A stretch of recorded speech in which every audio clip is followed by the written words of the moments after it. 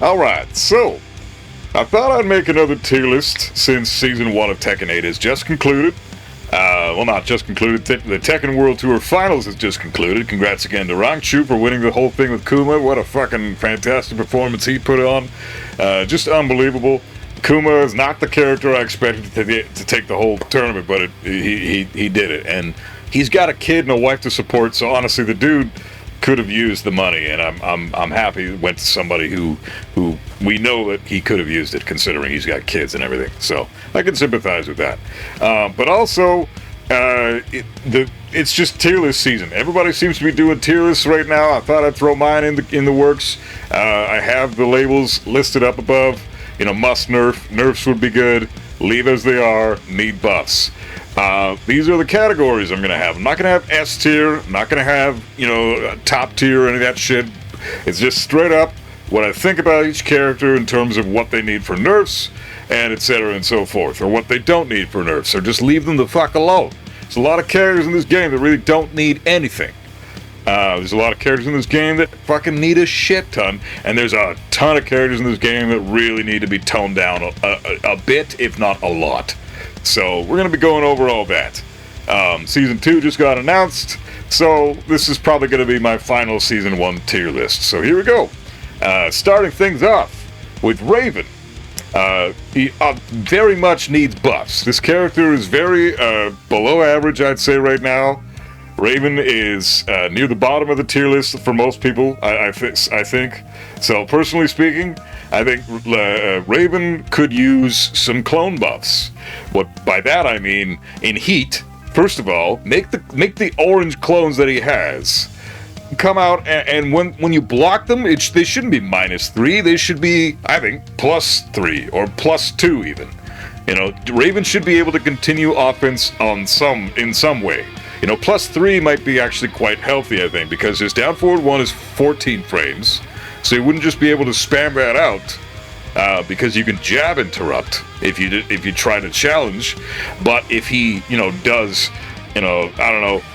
4-1 or something to interrupt you, your jab interrupt will get fucked up, and you'll eat his 4-1, and it'll deter you from jab interrupting on the next clone to come out.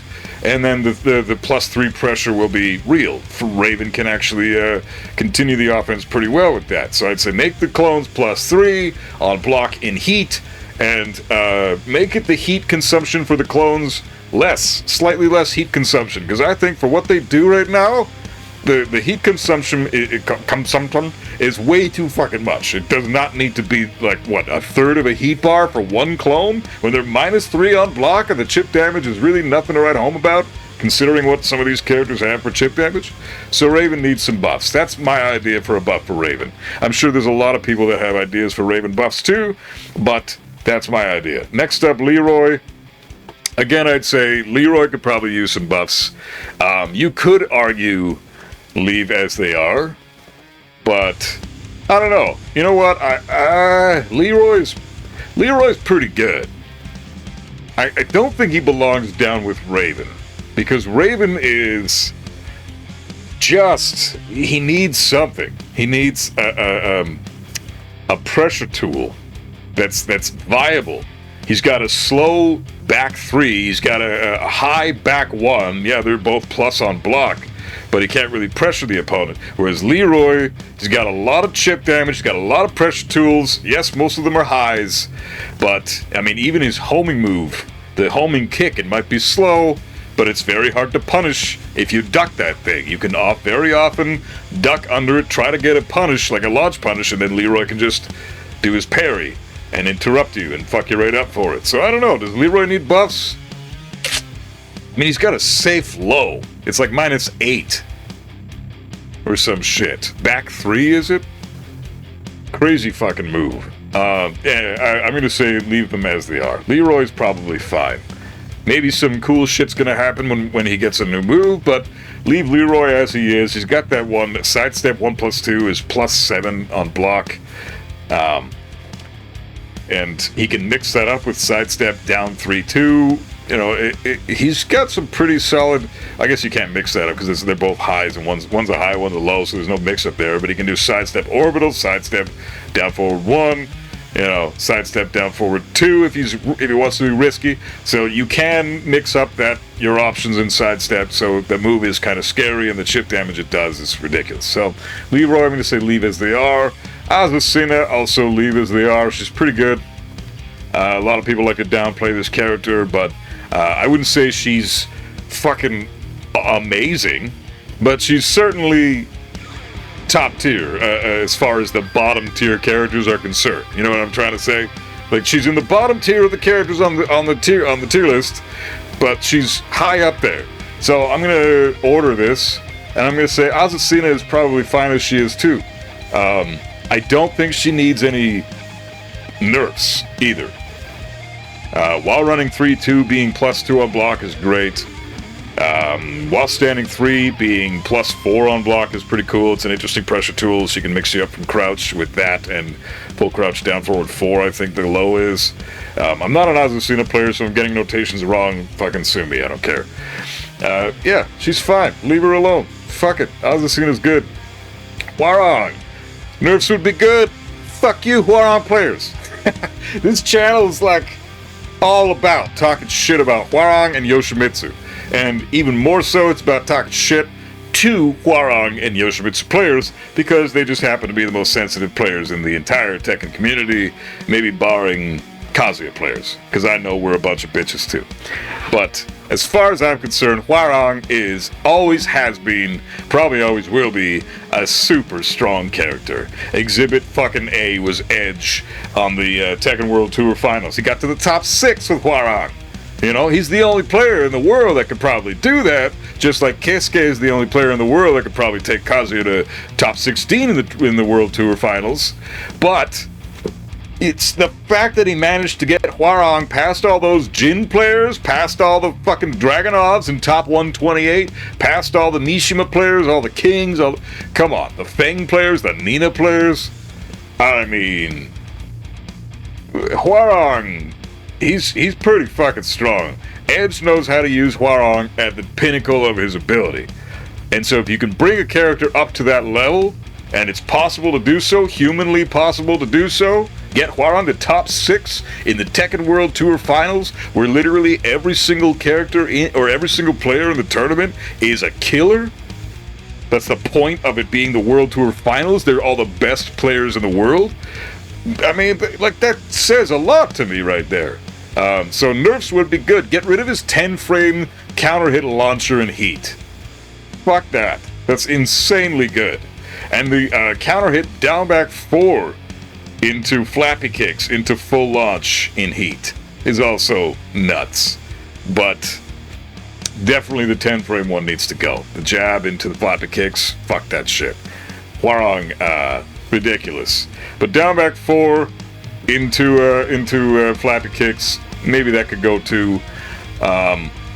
Honestly, I don't think he needs nerfs besides that. I don't even think he needs to get rid of those tools personally, but honestly, Hwoarang, he's not really a low-tier character. I've always considered him like A-tier, up there in like top of A-tier. He's a super strong character. Now we've got Arslan Ash's tier list that agrees with that, and we've got the Tekken World Tour Finals with Edge making a brilliant performance with the character there. The only time he switched up was when he used Shaheen against Keisuke because Kazuya eats Hwoarang for breakfast. So obviously he's going to use a character that eats Kazuya for breakfast, hence the Shaheen pick.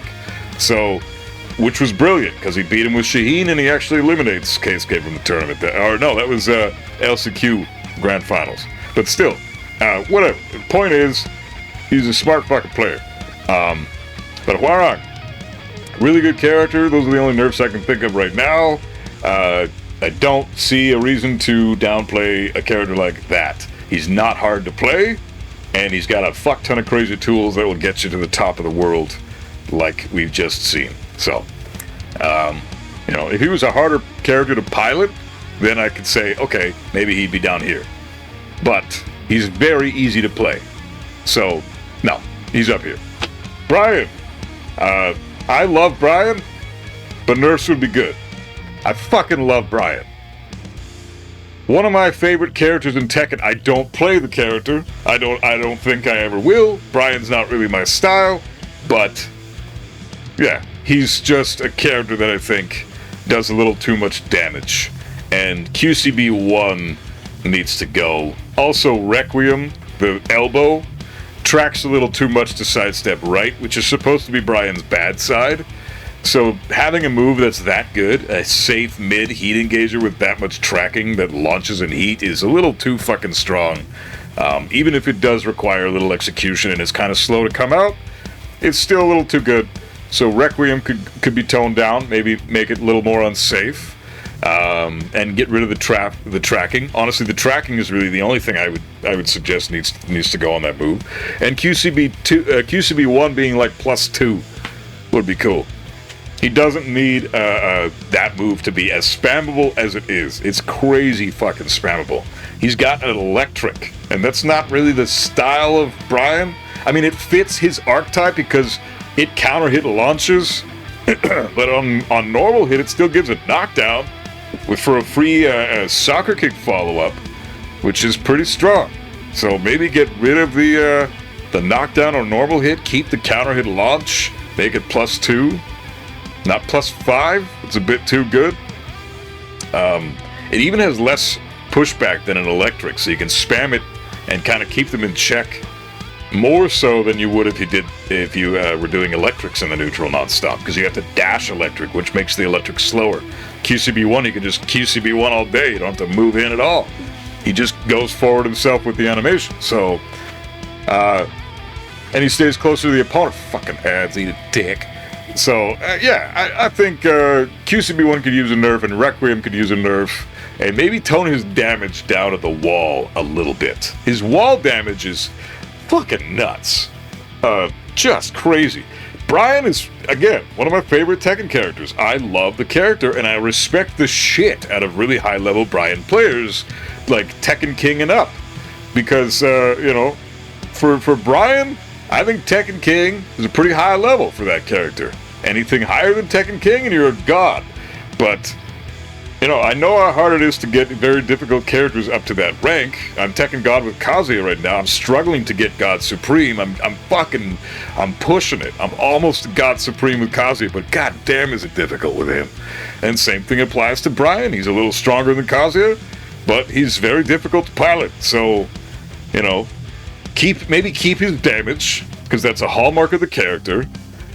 Keep the counter hit property with QCB1, because again, counter hit character, hallmark of the character. And just bring it down a little bit. You know, +2, less tracking on Requiem. I think we got a good character there. Nobody should be bitching. Next up, we got Jack. Jack needs buffs, for sure. Dude kind of sucks right now. All the top Jack players are getting their asses kicked. He's just got too many option selects. His entire Gamma Howl stance is beaten with fuzzy guard, fuzzy low guard, and then stand up. And you beat everything in that stance. It's really bad. It really is bad. There are too many things that he could really use better. Plus frame mids in the neutral. He needs plus frame mids. He doesn't have anything. I think forward 1 should go back to being like, I don't know, +1 or +2 on block. It would be being plus on block. It should go back to being plus on block in general, because it's just forward 1. It was his go-to move in Tekken 7, and yeah, it was super boring to watch Jack players play. But Jack is just total trash, considering how good he was in Tekken 7. He was, what, top 3 in Tekken 7 in Season 1? Now he's just absolute shit. He doesn't have any real pressure tools in the neutral, and his Gamma Howl stance is too option selectable. So, I don't know. Maybe if they buffed his Gamma Howl stance, it would be a little too good, though. Like, we kind of need that option select, because the options he has from that stance are insane. Heavy plus frames with Gamma Howl 2. You know, guard break with Gamma Howl 2 in heat. Gamma Howl 3 is also pretty plus. Again, you could duck and launch it, but Yeah, I don't know. Jack is just, he doesn't really have the tools it needs to get going. His movement is really shit too, being a huge character, so it makes sense. But maybe increase his backdash a little bit. Jack could use maybe a slightly bigger backdash so he can get the fuck out of dodge a little more. Obviously, you can't do anything about the sidestep because that's just the hurt box of the character. But his backdash, buff his backdash a bit, give him some power mids. You know, forward 1 going back to plus would be really good. So, Jack, pretty weak. Let's bring him up just a little bit. He's a little too shit right now. So, next up is Law. Must fucking nerf this bitch. Again, 10 frame launcher, counter hit launcher that's hit confirmable in heat. 1-1-1. Fuck that. Why is that? Give him a follow-up, but don't give him a launch. That's insane. What are you thinking with that? Give it the same treatment you gave Feng's armor move from back turn. It used to launch in heat. Now it just gives a follow-up. Do the same thing to Law. That 10 frame shit is ridiculous. On top of that, his nunchucks tracking at all. They should be linear as fuck. You know how Dragunov just got nerfed with the back 4-3? Back 4-3 doesn't track at all to any direction. Do the same shit with Law's nunchucks. Why in the fuck do they track? It's crazy. So, yeah, get rid of his 10 frame launch in heat. Get rid of the tracking on the nunchucks. And honestly, the slide could use a fucking tweak. Get rid of that tracking on that thing. The fact that we can't sidestep or sidewalk the slide most of the time is absurd. Why the fuck is that a thing? We should be able to sidewalk the shit. You can't even sidewalk the slide? Come on, that's ass. So fuck it. That slide is... No. Law has way too many good lows. He doesn't need a slide that... It gives a guaranteed follow-up that does pretty decent damage, that's not very unsafe because you just get a mini little float combo which does pretty much the same damage Law does to you if he connects with the slide. Just get rid of the slide tracking, get rid of the tracking with the nunchucks, and get rid of that 10 frame counter hit launcher in heat. Those three things... Once they're tweaked, I don't think Law really needs any adjustments. He's in good shape. He's still got some really good shit. Nunchucks are still going to be really abusable. The slide's still going to be really good. He's still going to have his safe down forward 2 launcher. He's still going to have really good low pokes. You know, he's still going to have a fucking a solid heat regardless because his heat is insane. He's got a great long-range punish with 3+4. You know, Law is a fantastic character. He's just a little too strong right now. So, tone the fuck down. Must nerf this bitch. First character on the list that must be nerfed. Like I said, everybody else, even this category, I don't think these characters need nerfs. I just think if they received the nerfs, they could benefit, the game would benefit more. People would enjoy the game more. It would be a healthier experience for everyone. But do they really need it? No, because it's okay to have a couple of characters with some pretty strong shit, right? It's not the end of the world if there's some characters with really strong shit. Everybody's got strong shit. It's just some characters have stronger shit than others. So, this guy's got way too much strong shit. These guys have some strong shit, but it's not that big a deal. You know, I don't think that they're a big problem. And these guys are fine. Leave them the fuck alone. Well, these guys need to be brought up. But anyways, Asuka. I think Asuka's fine. Leave her alone. I think if Asuka is tweaked and buffed, she's pretty low right now, low tier. But if she's tweaked and buffed at all, she will be... There's a very thin line that she's riding on right now, Asuka, and that's just, you give her a good low, like a really solid low, and she's gonna be fucking busted. Like, Asuka is just, yeah, like I said, she's riding that thin line of, you know, borderline crap, but also could be broken as fuck, and it wouldn't take much, and she's one of the characters that's very much like that. Asuka, tricky. So I think leave her as she is, just to be safe. Because down 1+2 is still a good low. You need to be kissing the person to fucking hit them with the move. But 1+2 is a decent mid to mix that up with, and then she also has other options that require, she's got homing moves that are really quick to come out. So if you try to do anything like sidestep to option select down 1+2 and standing 1+2, excuse me, you're gonna fucking eat shit from the homing move. So she's got options to forego your defense, but she's not insanely, like when I see Asuka online, I think two things. Either this player is really fucking good, or they're a brain-dead moron. Most of the time, it's the latter, because Asuka players typically aren't too smart. But there are some extremely crazy good Asuka players in Tekken God and above, and I run into them on a regular basis now. So it's pretty crazy how strong she actually is. I think a lot of people underestimate Asuka's ability right now, and I think she's fine. So just leave her alone. Next up is my boy Kazuya. He's going to go at the front of this list because he's stronger than all these other characters, I think, for sure. I'm still going to order them as if I was making a proper tier list.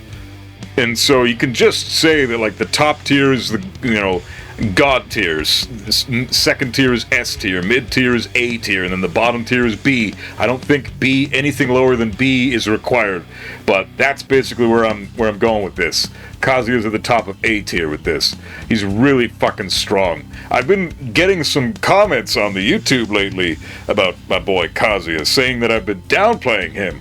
I don't know where the fuck you're getting that from. I do my very damnedest not to downplay the character. I speak the truth about Kazuya, because that's what I do. That's what this channel's all about. I speak the truth about all the Mishimas.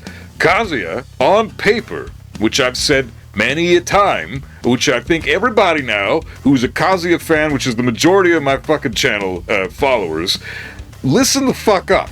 Because I'm talking to you right now, you people who say that I'm downplaying this dude. On paper, Kazuya is arguably the strongest character in the game. Did I just downplay him? I just said, on paper, he's the strongest character on the game, arguably. I'm not fucking down. I've been saying that the whole goddamn time since patch 105 came out, because Kazuya finally got his left arm, right? When he got his ability to use his left fucking arm, he became a god tier character on paper, which means it's most likely not the case in practice, right? And then you bring him to practice, not in practice mode, but you know what I mean, practical use of the character, and you find out real quick, holy shit, this guy's really hard to play. Because first of all, everybody knows how to fight Kazuya. Everybody knows the Kazuya matchup. Sidestep left, watch out for Hell Sweep, fucking electric, so duck that shit. 4-4-3's coming, Devil Fist, move out of the way a little bit. Fuck, everybody knows how to deal with Kazuya. He can't fuck you up unless he gets you in the vortex or he gets you against a wall. In heat especially, Kazuya's got some of the best heat in the game. Now, the reason I put him at this tier, again, this would be God tier, so all the busted, broken, bullshit characters that must absolutely be nerfed, this would be S tier. The characters I think are super strong, but, maybe could use some nerfs, and this is A tier. So I'm putting Kazuya at the top of A tier. I genuinely believe that, because he is so incredibly hard to pilot that when you put everything into consideration, everything that is said about Kazuya on paper and how he can launch hop kicks and how he's just got the biggest, most powerful combos in the game because of counter hit down forward 2 and etc. and so forth, comes some fucking crazy pressure with heat, crazy pressure against the wall. Kazuya is a monster, insane 50-50, crazy good lows, crazy good mids. What the fuck does this character lack? Ease of execution and consistency. And guess what? In tournaments, ease of execution and consistency are the most important factors. Also, he lacks a neutral game. He has no fucking neutral. So you don't have any way to open up the opponent. You gotta be moved back like past range 2.5 to use Devil Fist appropriately, which is his neutral now. Devil Fist and Electric and Jab. Jab and electric when you're close, Devil Fist when you're a bit further away. That's the Kazuya neutral game. Now, if you got a character in your face at range 1 to 2, you don't have access to those 17 frames you require to activate Devil Fist, right? Because they're doing 10 to 13 frame pokes in your face all fucking day and keeping themselves at -1, -2. Most of the characters in the game can do that. So Kazuya needs time to get going. This is an obvious trait of the character that everybody should know, but somehow it just eludes people's fucking minds sometime when they talk about Kazuya. He is super hard to pilot because he doesn't have consistency, and he has no neutral game, and he has the highest execution demand in the game. These are all just straight hard facts. There's no debating this shit. It's just the case. So I'm not downplaying the fucking character. I'm telling you, he's really strong. Really strong. But to access that strength, you require to be like superhuman. You're gonna fuck up once or twice every round. You just are. You're a human being. Even Keisuke, the greatest Kazuya in the world, a couple of rounds, he got costed. He cost himself several rounds, especially against Edge. That match against Edge versus Shaheen, go back and see how many down 2s and down forward 2s he does when you know goddamn well he meant to do an electric. That is what I'm talking about by inconsistency. Had he landed that electric at that moment that he wanted it, he would have probably won the round. Because it's fucking big damage into launch, into fucking huge combo, into wall, into Kazuya's the best character in the game when you're against the wall. So he could have won the round, but because he got a down forward 2, the player, Shaheen's only -5. Now the neutral's pretty much reset, and guess what? Now what? Now Shaheen gets to continue his shit. That one launch could have saved your ass. That's consistency issues. And the reason he's inconsistent is because he's so high in execution. So, fuck all you guys who are saying, execution isn't what makes a character hard. There's so many other factors at play. Yes, but execution is what makes a character harder than other characters. There are hard characters in the game that don't have very much execution. But the characters that have execution are harder than the characters that don't have execution. That's just a fact. It's just fucking physics. You can't even argue that. Why are people arguing that? There's so many people that fucking argue that on my YouTube. It's insane. So cut it out. Seriously, I'm talking to all you guys right now. Everybody who's ever commented like, I'm downplaying Kazuya, isn't paying attention to anything I'm saying. I'm straight up just giving it to you straight. He's a very strong character, but he's extremely hard to use. Therefore, he's bumped down in the tier list, because we're humans and not robots. So, there's no downplay there. It's just a fucking fact of biology and physics. Jesus. So, Kazuya, leave him the hell alone. He doesn't need a damn thing. He's perfect. He doesn't need any buffs. He certainly doesn't need any... Well, I mean, if you wanted to nerf him, reduce the pushback on the Devil Fist. It still has some pushback. Get rid of the pushback. It's got some phantom tracking to sidestep left. I'd say get rid of the sidestep left phantom tracking. What else could Kazuya use for D? Improve the hurt box of his standing 3. Not the hurt box, the hitbox. Sorry. Improve the hitbox of standing 3. His standing 3 has no fucking hitbox. Can't tell you, whenever the wall is beside you and you're in the middle of a combo, or you do, I get say a low parry, right? Say I just low parried something and the wall is to my left, or even if the wall is to my right. The wall, in some stages, can warp the compression of the game or something. There's a compression issue somewhere. And even though my standing 3 should connect, for some reason, there's like a space in between the two characters now, and standing 3 will whiff because the wall's there and it's warping the game compression. So, there's a bug there.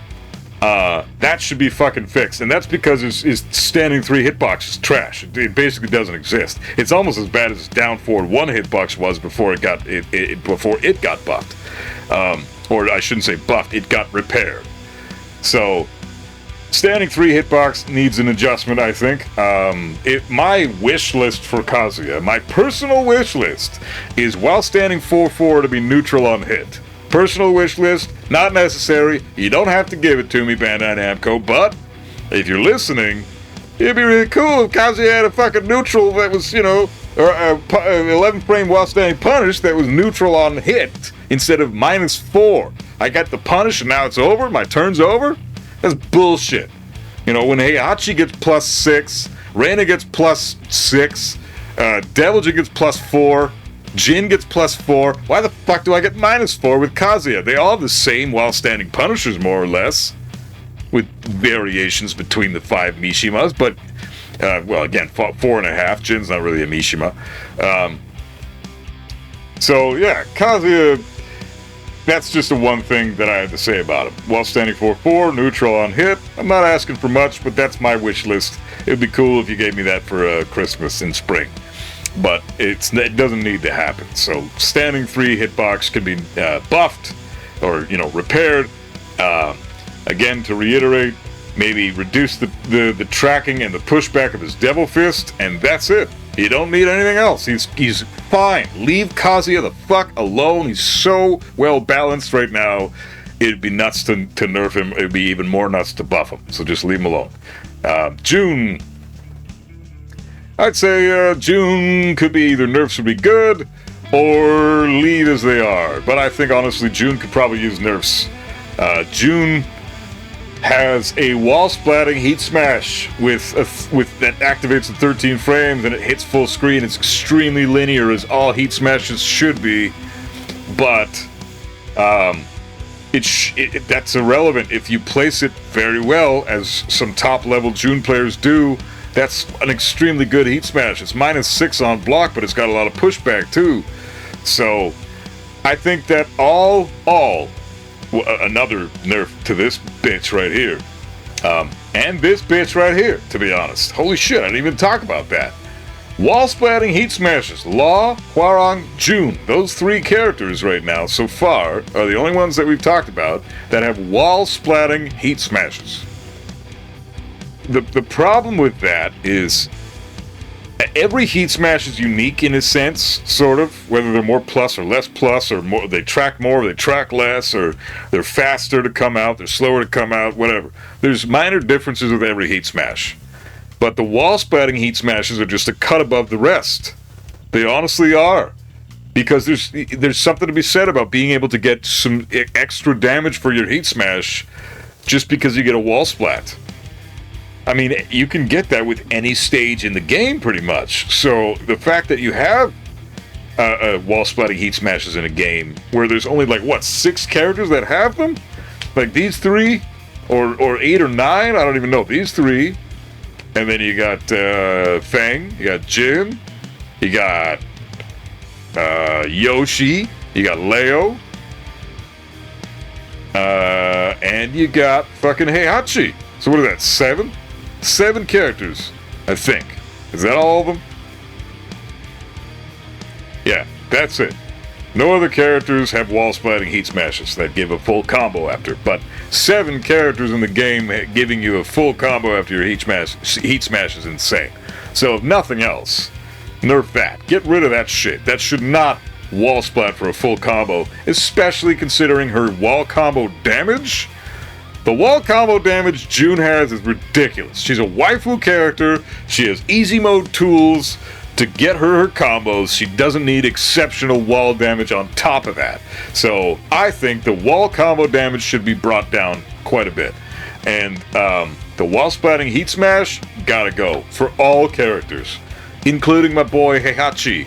I love Heihachi. Him and Kazuya are the reason I play this fucking game. Devilja too. They're the reason I play this game. But Heihachi has a wall splatting heat smash, and it's fucking stupid. It does too much.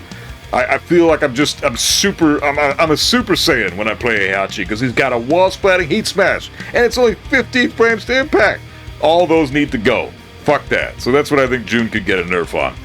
King, must nerf. No question about it. King is still pretty insane right now.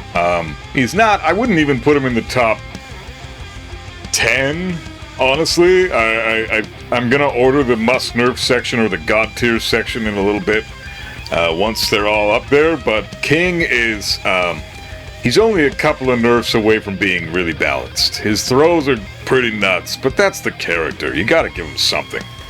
King is a grappler. You just, if you suck ass against King, work on your fucking throw breaks, you lazy bitch.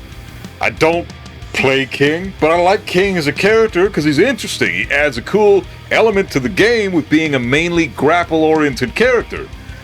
That's cool. That's exciting. That's unique. The only other character that does that really even half as well is Armor King, and I can't wait for him to come back. It would be so nice if he gets released in Season 2. We'll see. But turns out it looks like Anna's going to be the first Season 2 character. So we're going to get a guest character announced pretty soon here, and then Anna's going to come out. So in fucking spring or some shit. Anyways, the thing about King is he's a grappler, but he's also a counter hit god. Like just a counter hit god. Forward 4 neutral 2 and down forward 2-1 are insane. And I think if you nerf both of those, forward 4 neutral 2 could be like minus 15. Perfect. That would honestly mean a lot because it's an advancing low that high crushes that is plus on hit. So, and you can mix it up with his crazy mids. It just comes out of nowhere. It's extremely linear, so it's got no tracking. Actually, it's got a little bit of tracking, but it's got almost no tracking. And it does a crazy amount of damage on follow-up. What is it, like 50 damage on follow-up with a counter hit? And then on top of that, with down forward 2-1, you can hit confirm down forward 2-1. So if it doesn't counter hit, you just don't finish the string. If it does counter hit, you just visually confirm that. Listen to the sound of the counter hit. It's so obvious what a counter hit sounds like. And then input 1, and boom, now you got your full combo, big damage. And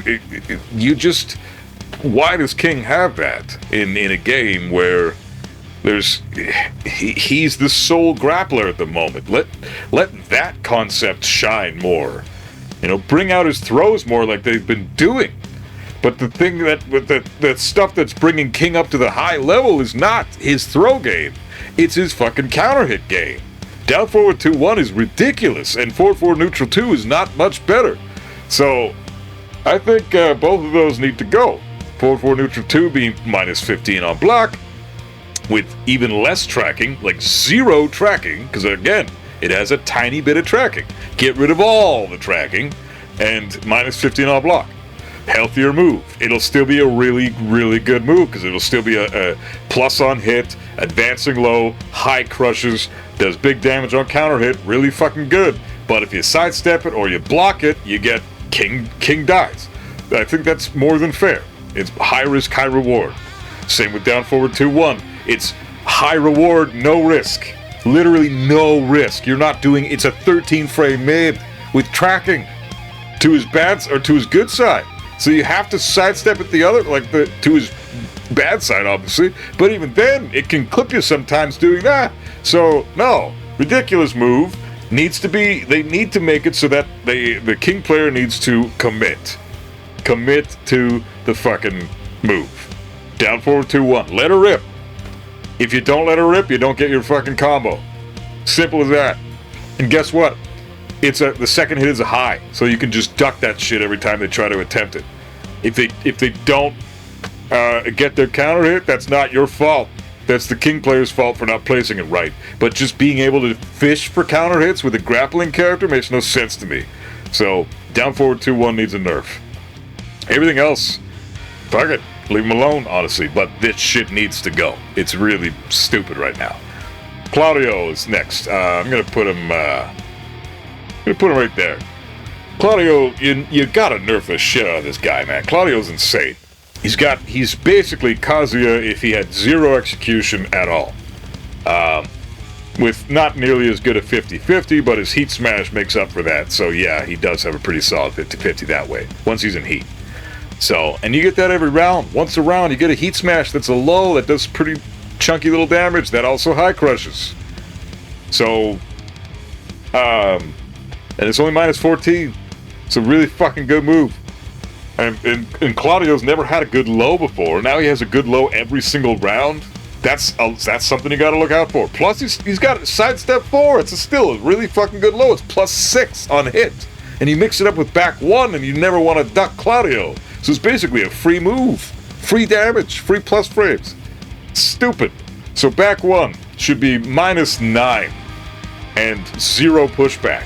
Back 1 is insane. And then down back 1 +2 should be, I think, launch punishable on normal hit. Without heat, and in heat, like -10. Because fuck that.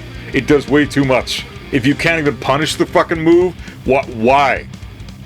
The Superman punch down back 1 +2 is insane. It high crushes, it launches for full combo in heat, and out of heat it gives at least a follow-up, if not a mini combo, right? So I can't remember it right now because I'm not a Claudio player. But yeah, crazy good character. Insane tools with back 1 and down back 1 +2. You couple that with sidestep 4 and his heat smash and all the crazy shit he has in heat on top of that. Added launchers, plus frame attacks, the one mid. It's like a punch that I can't remember what it is. Down forward 4-1 or some shit, or down, I don't know. No, it might be 2. I don't know. Whatever. It's +6 on block. You can spam that, and you get like 3 of them in heat, and then you give big chip damage, and your opponent can't really do anything but sidewalk left if they're lucky.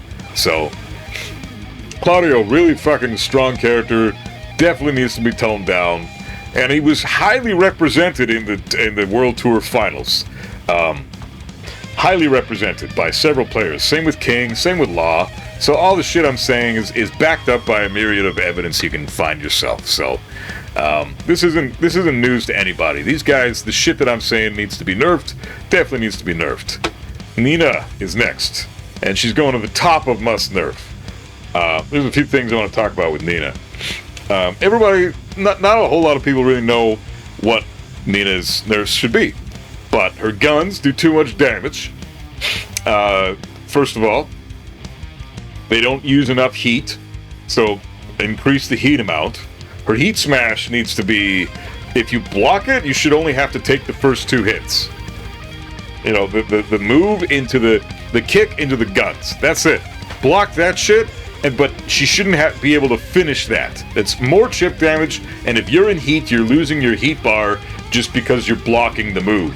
It takes fucking forever for that heat smash to finish its animation. That should go. So nerf that shit. On top of that, there's a couple of things with Blonde Bomb that need to be addressed. Blonde Bomb put in a shit ton of work for Nina this tournament. And it's only -14 on block, +5 on block in heat. Gives a guaranteed follow-up in heat. It's a heat engager power crush, so it activates in 7 frames, and then you're fucked if Nina times it right.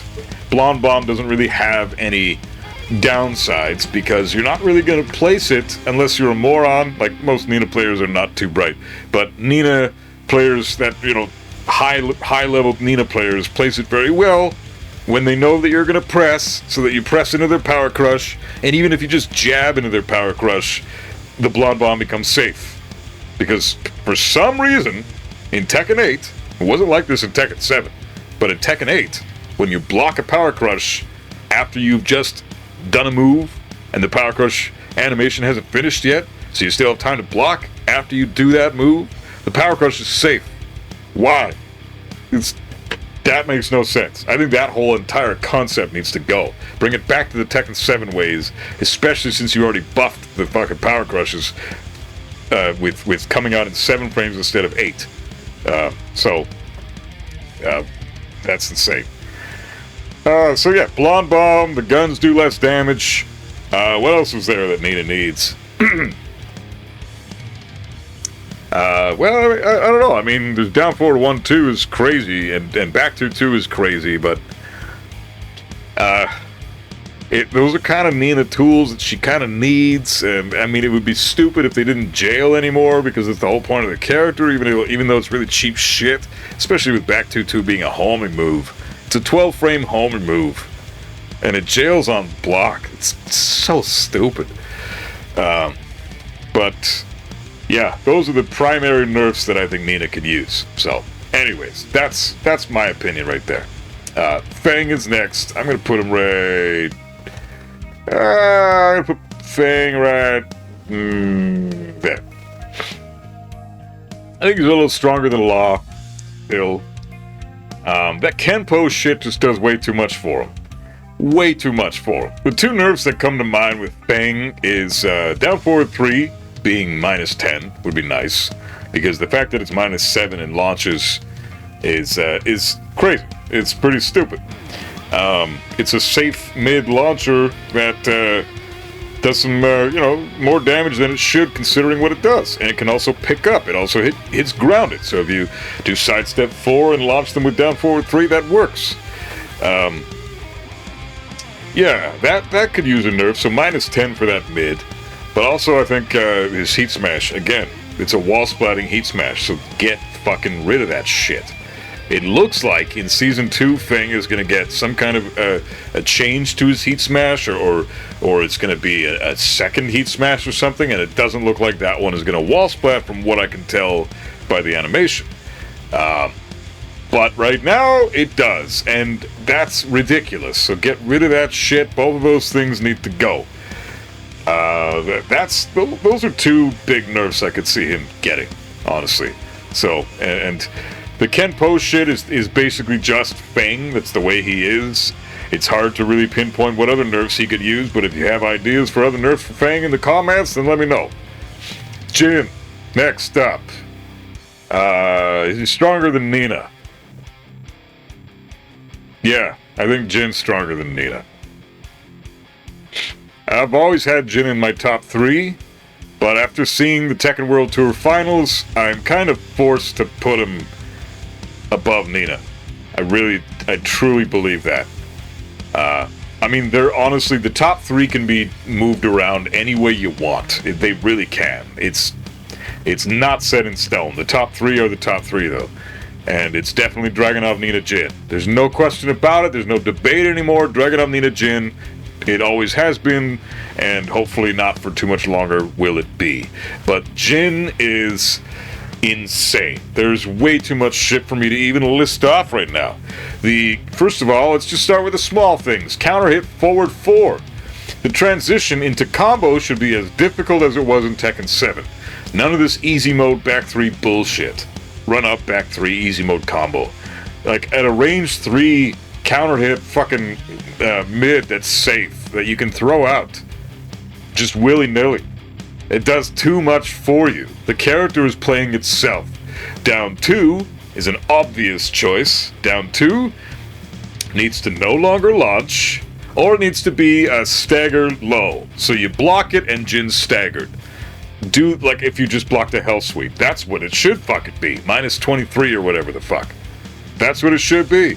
If you're gonna give that move that many properties, then make sure I can fucking Demon Godfist that shit into 100 damage every time you attempt it. Because fuck that move. Down 2. Oh, but it's reactable, buff. It's 22 frames. It's react. Go fuck yourself. It's not reactable.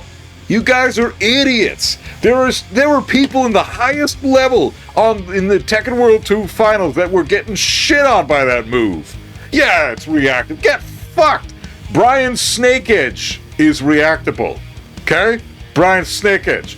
Fucking Law's Dragon Tail is reactable. Even King's down back 3 is pretty reactable.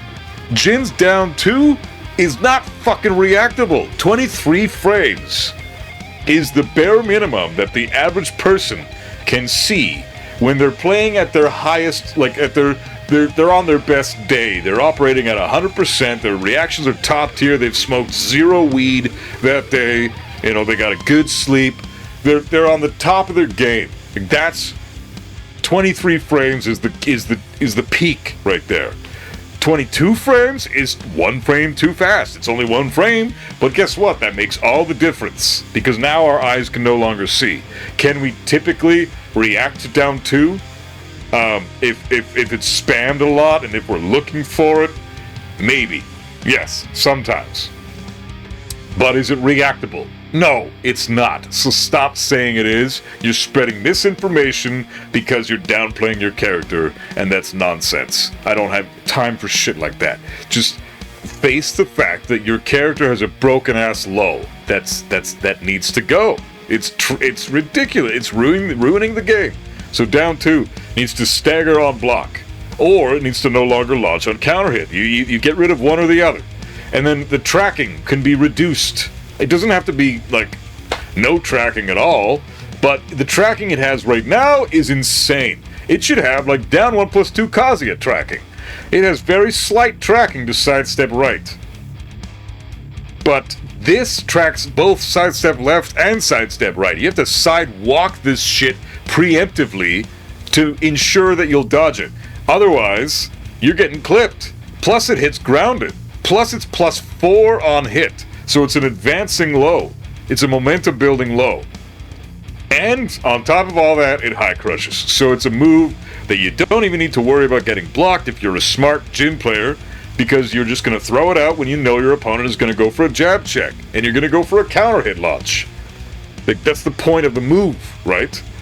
So most idiot Jin players will just throw it out as a pressure tool when it's not even a fucking pressure tool, but because it's +4 on a hit, why wouldn't they, right? It dodges everything, gives them momentum, and if you get lucky and get a counter hit, oh yippee, I get 80 damage now. Sick.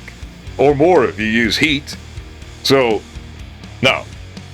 Insane move does not need to exist in the game as it is, has dodged way too many updates and patches and nerfs, and it has existed in its current form for way too fucking long, and we're all sick of it. The only people who aren't sick of down 2 are the Jin players spamming down 2. That's it. Fuck, even Jin players don't like the move when it's used against them. So, fuck that move. It's insane. It does too much for such a fucking stupid, abusable tool.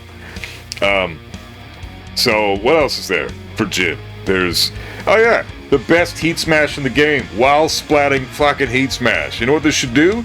Get rid of that. Just get rid of the kick heat smash. Just eliminate it.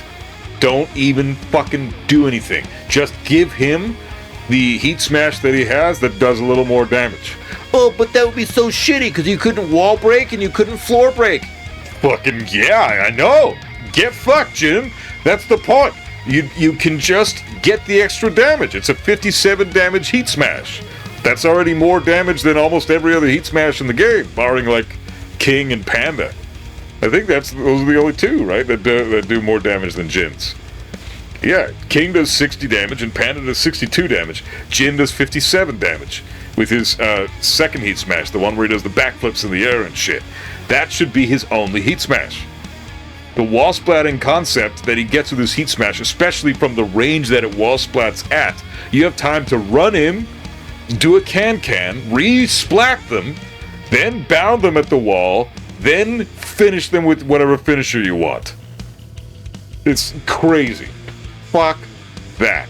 That should not exist. Jin is arguably the strongest character in the game right now, and he is loathsome to fight. So, fuck all that garbage. Jin is just insane. And the final nerf is 214. 214 should be -10 on block. If you're going to throw out the whole string, then you better be okay with being minus on block. And 2-1, if it's going to keep the tracking that it has to sidestep right, then it should be -8 or -9 on block. And 214, -10 on block. I think that's more than fair. Then we'll see. Who the truly good Jin players are if all these nerfs come to fruition. But so far, the Jin players I'm fighting right now are just a joke, and they're fucking god of destruction. But they're just fucking trash because this character's just too good at bringing shitty players all the way up to the top rank. Because he plays himself. He does too much for everybody. So let's bring him down a bit and get rid of all those God of Destruction Jins. Let them get demoted down to Tekken King, and let's fucking have a healthy Tekken experience and have fun Jin character. I might even pick Jin up if he gets nerfed that hard. I might even want to play the character if he gets nerfed like that. That'd be super sick. Next up, we got Lars.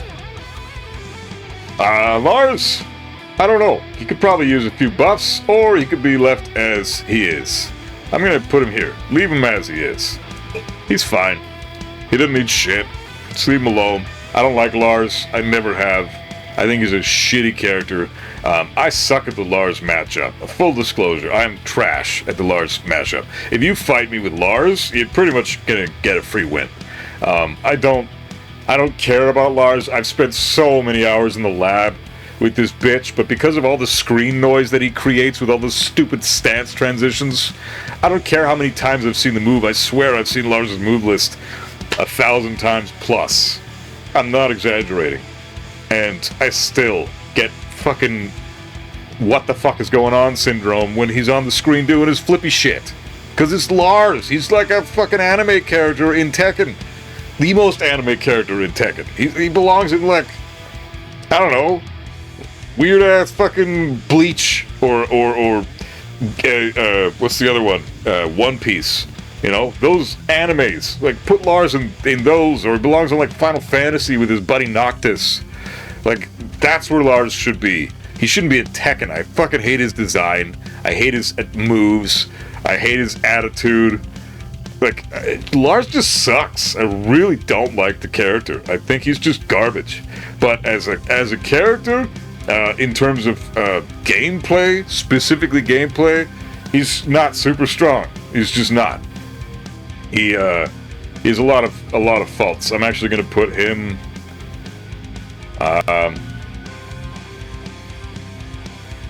Yeah, I think this is a good spot for him. Actually, he's pretty garbage. But he doesn't really need any nerfs. He doesn't really need any buffs. I guess the one, if I was gonna, you know what? Fuck it. Let's put him down in here. I'm gonna put him at the top of needs buffs. He's at the top of needs buffs, and I'm just gonna give him one. A low that's like a momentum building low would be decent for Lars. Besides Den 2, Sen 2. Silent Entry 2 is plus on hit, but not one that's locked behind a stance. Not down back 4 either, because that's locked punishable. I don't know, like full crouch down back 1+2. Is that what it is? With the wiping the floor shit. That should be a little more plus. I think it's only +1 right now. Maybe give it like plus. It's like +1 to +3. I don't remember exactly what it is, but I know it's plus. Maybe give it like +5. That might be good for Lars. He could probably benefit from a more momentum building low. So give him a buff in that regard. But that's it. Everything else about the character, I fucking hate him, so I don't want to talk about him very much. Lili should be probably somewhere up here. I'm going to order this properly. I think these guys are in order. These guys are definitely in order. These guys are in order. I'm pretty sure I got to fuck with these guys a bit. But Lili is... you know what? Fuck, dude. She's strong, dude. She is strong. Nerfs would be good. She's really good. I mean, first of all, her movement. Insane movement. The best movement in the game. She has a really good backdash, and her sidestep is better than everybody's by far. There are things in the game that Lili is the only character that can sidestep. Deviljin's Laser Scraper. Back forward 2. That's a very heavily tracking mid. It is not a homing move, but it tracks a fuck ton, and Lili can sidestep it. Same with Feng's back 4. Again, not a homing mid, but extremely well with tracking. Extremely good tracking. Almost homing. I swear to fuck, back 4 is a homing move for every character but Lili. Lili can sidestep shit other characters can't. So she's really good for that reason. She has insane matchups. Like, some of the matchups that are good for Lili, she just dominates. Like, for example, Kazuya. Lili fucking destroys Kazuya. Lili destroys Heihachi. Who else does she destroy? Really shit matchup for Kuma is Lili, because she just dodges all of his shit. Heihachi's extremely linear, dodges everything. Lili's really good against Lidia. Lidia's very linear. Lili dodges everything. So Kazuya, Lidia, Heihachi, Kuma, Panda, those are the worst matchups, or those are some of Lily's best matchups, because she can dodge everything they have. Fucking everything. So it's really, it can't be understated how good her movement is. But on top of that, I think the big thing that should be nerfed right now with Lili is, it's really hard to say, because I don't know. I'm thinking about it a little bit, and honestly, the only thing that comes to mind is her Hwoarang could do a little less damage. That's it, because that really does a lot for her Oki game, and she's got some incredible Oki now that she really never really had prior to Tekken 8. And it's a little too good, because she's not really an Oki character. She's kind of a mix-up 50-50 stance character that wants to pressure you with her confusing strings and confuse you with mind games. That's typically the type of character Lili is, and then she'll outmaneuver you by using her exceptional movement, and then create a whiff scenario and launch punish you. That's also another part of her strengths. But Okizemi is not really on her menu, so why she has top of the line Oki in this game is beyond me, but she does. So the Hwoarang QCF3 could probably go down a little bit in damage, but she's a really strong character, and I'm hard pressed to think of other nerfs that she could use. But yeah, that's about it. Nerfs would be good. Not necessary to nerf her, but right now I'd put her at the top of, I guess if this is God tier, this is S tier. So for everybody else using tier lists, I guess this would be S tier, A tier, B tier, C tier, whatever. I'm not, or S tier, A plus tier, A tier, B tier is probably more accurate. But even still, I say this is God tier. These guys are fucked. This is S tier, this is A tier, this is B tier. Again, so she's an S tier character, for sure. All these guys are. I think Hwoarang is S tier. I think June is S tier. And these characters are God tier. I just do things a little differently, I guess. But Lili's, while I could use a damage nerf, but other than that, just leave her alone. She's a pretty cool fucking character. Respect the Lili players, even though she can be really annoying to fight sometimes, especially as Kazuya. You have to work your ass off to fight Lili with Kazuya, because everything that he has that can catch her is... I mean, she can dodge a lot of his shit with the sidesteps, and then everything that he has is easy to... You basically just sidestep into duck, and you beat Kazuya with Lili. So, it's... Yeah. It's all high pressure. Jabs and electrics and shit, right? So, anyways, yeah, that's it for Lili. Paul, leave him as he is. And put him up here, because he's stronger than these three. But, leave him as he is. He's a healthy character. The reason I have this tier available, as leave as they are, is because these characters, once they're brought down to here, or even here, then everybody is going to be moved around. There's going to be a complete shift in the meta dynamics, and we're going to have to figure out this game all over again. And I think Paul has a good chance of shooting up without even buffing him. He's just really solid. He's got a 13-frame launcher in heat. Forward 2 is insane. He's got insane damage still. You know, his Death Fist is getting more utility in the upcoming patch, apparently, from what we've seen from that little trailer. So, I think come Season 2, we're going to see Paul on a bigger scale. Probably not, maybe not top tier, because he's not really that character design at the moment. He's a single hit character, big fucking moves that do a shit ton of damage. Nothing as far as strings are concerned to confuse the opponent. So, I think just leave him as he is. Doesn't need anything. He's fine. Super healthy character. Plays some good Tekken. Respect to Paul players. Devil Jin needs some fucking buffs. He's the shittiest character in the game right now. I truly believe that. Maybe just above Panda. But he's just trash. He's just fucking trash. Down forward 1-2. Need to be a natural combo and normal hit. So he has a decent mid 13-frame punish. He needs to have his Demon Paw adjusted again. The range on that Demon Paw needs an increase. Just a little bit of an increase. It's insane. If that's going to be his only mid, give him an increase on the Demon Paw. Back 1+2 would be great to be plus on block. Give back 1+2 the Kazuya Patricide Fist treatment. Like, Patricide Fist is +5 on block, but it's really slow. So, the counterplay is just sidestep it. And you can. Especially if you can see it. You can sidestep that one and Hell Sweep both to the left. So you can option select both moves.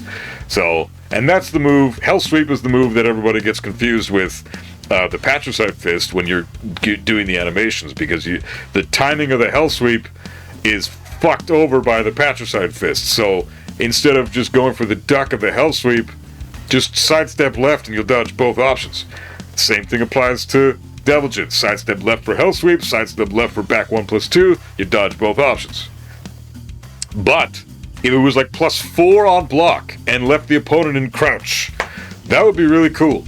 Because right now I think it's neutral and the opponent's in crouch, so it's kind of a momentum building low. It might actually even be -1. I actually don't remember. Been a while since I played Deviljin. But I mean, I did get into Tekken King the other night, but I don't really use back 1+2 ever. And I think the reason for that is because I think it is -1 or neutral on block. It does leave the opponent in crouch, but it still could use some more plus frames so Deviljin can actually build some momentum. He doesn't even get to build momentum with that fucking move. So, power mid like that would be nice. And a little extra range on the Hell Sweep too would be cool. Other than that, I don't think he needs anything else. He's probably fine. Maybe the Heat Smash could use a little extra range as well. So it's really just range issues with this guy. Buff the range on down forward 1. Buff the range on his Demon Paw. Buff the range on his Hell Sweep. I'm not saying a lot. I'm saying just a fucking little minuscule amount so that you can actually use those as neutral tools. It's so hard to just approach with Deviljin in the neutral because everything hits from... So you gotta be so close to the opponent to hit with fucking anything. So Deviljin sucks, and his jab is also trash.